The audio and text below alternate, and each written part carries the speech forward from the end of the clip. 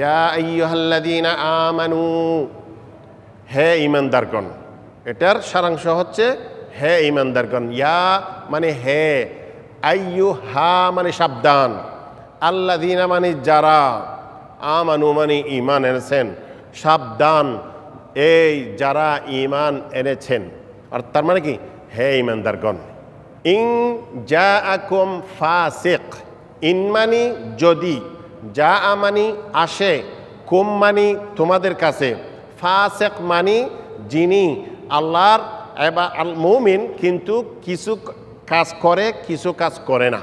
আল্লাহ বলছেন ওয়ালাকাদ খালাকনাল ইনসান ওয়া না'লামু মা তুওয়াসওয়িসু বিহি নাফসুহু ওয়া নাহনু আকরাবু ইলাইহি মিন হাবলিল ওয়ারিদ।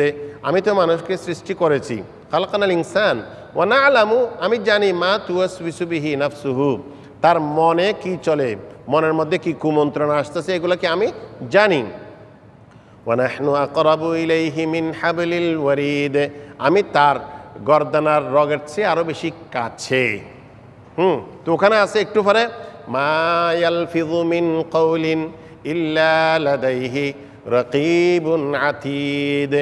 মা ইয়ালফিযু মিন কাওল, কোনো একটা কথা মুখের থেকে বাইর করে না, ইল্লা কিন্তু তার কাছে রকিব আর আতীদ।